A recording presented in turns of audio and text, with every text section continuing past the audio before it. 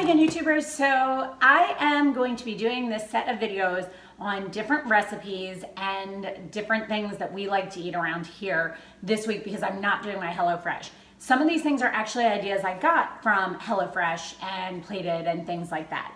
This one is actually a chicken and orzo soup. It's kind of a play on a chicken noodle soup, but it has more things in it. It's super yummy, and the first time we tried it, we were like, this is better than any chicken noodle soup we've made or had, and we've made quite a few of them.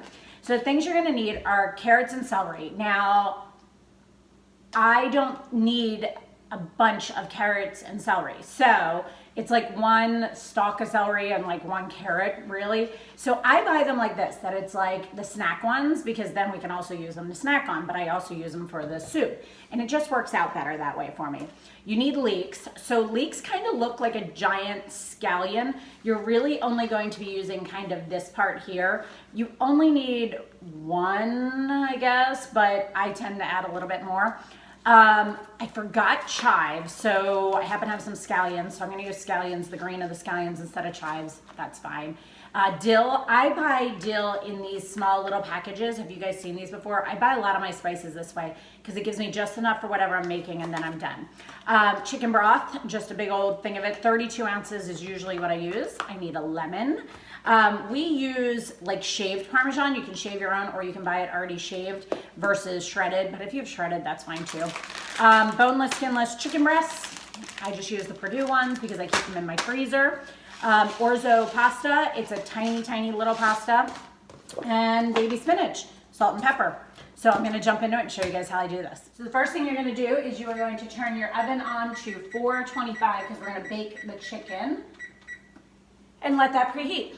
All right, so the first thing we're gonna do is the leeks. And I have a giant cutting board here that I bought that fits my countertop perfectly. I'm gonna cut up 2 of them. So I'm gonna take one and put it over to the side because I'm not gonna use that right now. I also have a bowl here. I'm putting them in the bowl and then I'm gonna show you what I'm doing. So I am going to chop off this part here, because I'm not actually using this part here. So I'm gonna go through, and you can actually, it's a lot easier, I think. I forget about this. As we do this, you know how you realize things as you do them, you're like, oh, I forgot, I like to do it this way. So I go through, has a little bit of a slight onion scent, but not as much as like a scallion. I slice it pretty thin. I don't like anything in my soup to be really big and chunky, so I'm gonna go through and chop this up.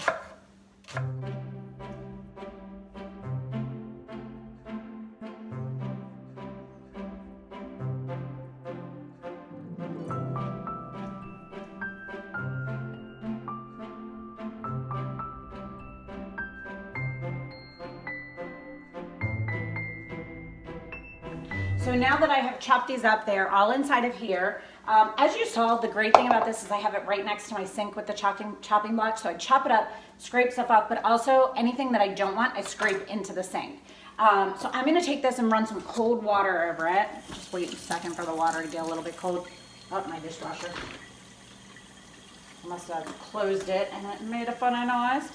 All right, so run some cold water over this, and you're gonna let it sit in the cold water because the cold water will actually cause all of the dirt inside of it. You can kind of just, you know, do this, but it'll be sitting while you do the rest of the stuff because the cold water will cause all of the dirt to fall out and go to the bottom of the bowl. So you don't have to actually sit there and like clean the whole thing out like you would some other vegetables. So the next thing I'm gonna do is I am going to open up these celery stalks and carrots. So, and they are in water. And what you would typically do is it would be 1 celery stalk to 2 carrots. So I kind of go, okay, that's 1 celery stalk. So I use like 3 of those. Then when I get to the carrots, I just kind of go through and take usually about double of what I did with the celery.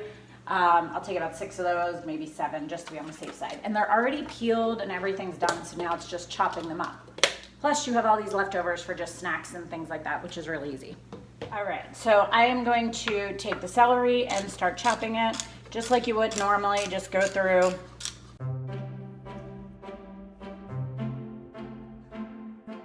Now I'm gonna go through and do the same thing with carrots. And the carrots you want to be a little bit bigger pieces, so I kind of go at a diagonal. I just find cutting carrots in general this way makes them easier to cook through.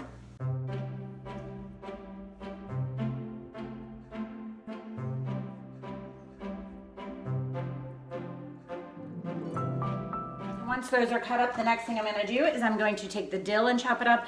And I'm going to take about 2 of these scallions, I think. It's just for garnish on the top, really. So I'm just going to take a couple of them, put the rest back in the fridge, and just use this because I had it versus going and buying something I don't have that isn't going to alter the recipe. So we're going to stick these in the oven. Set my timer for, I'll check it at 12 minutes. And we'll see how they're doing. So I'm taking a little bit of olive oil, putting it in the bottom of this pan, and I will turn that on medium high. And then I took my strainer and strained out my leeks. So I'm gonna put these in here and let them start cooking. You just kind of keep mixing them around.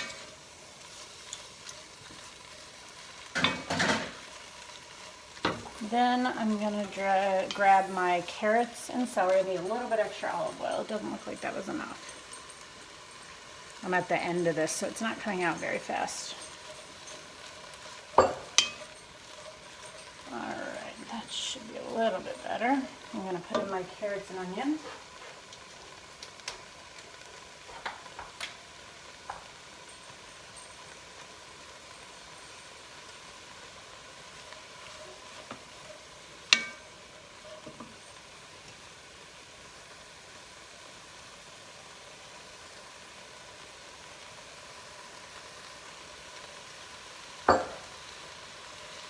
Three, two, one. Then I'm going to put in my celery and carrots.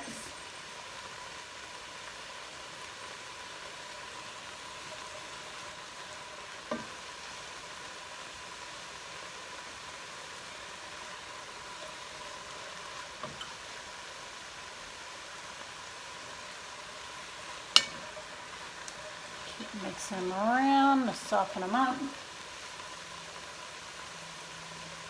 And you keep doing this and mixing the stuff in for about 7 or 8 minutes until they're soft, give or take.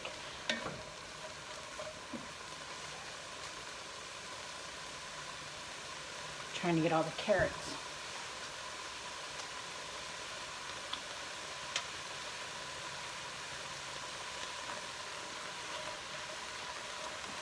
All right, and then I'm just gonna keep stirring this.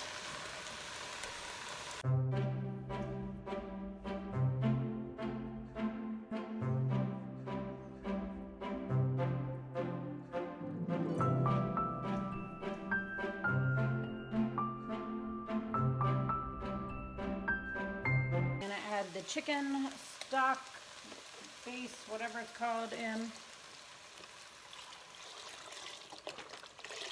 And I need to bring this up to a boil.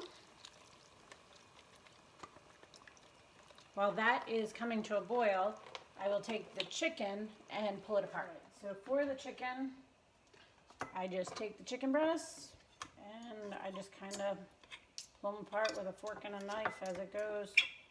You can use 2 forks, you can use a fork and a knife, whatever is easiest for you. So I'm going to pull all 4 of these apart now.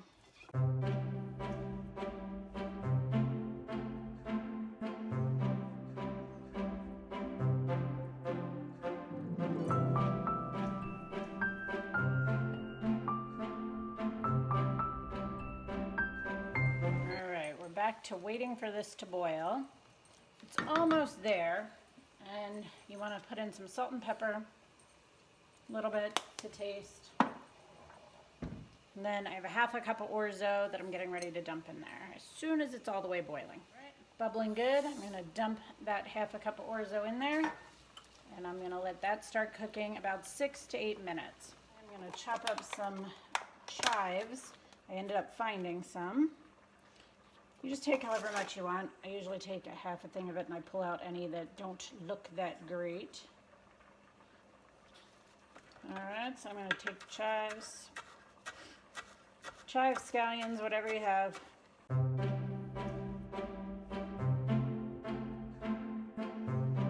It's good to go.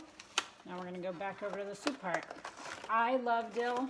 Marty does not love it, but he likes chives. So there we go. About 2 minutes left on this. It's still boiling. It's cooking it up. I am also then going to take the shredded chicken and put that in here as it's boiling.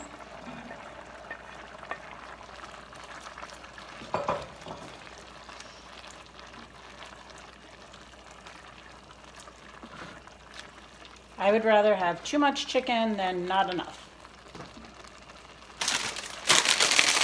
And then I'm going to put in my spinach.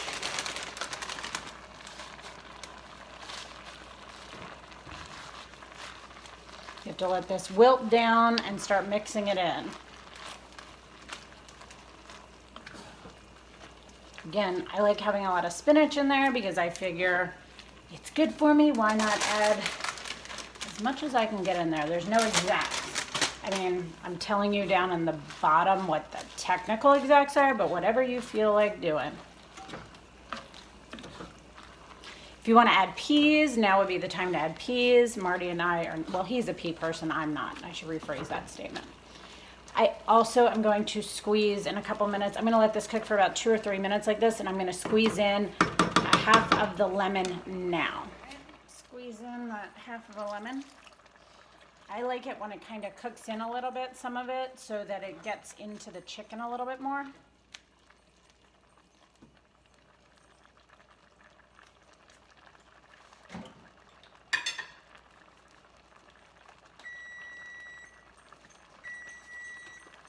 All right, and then we're just gonna let this cook for about another 2 minutes, just simmering like this.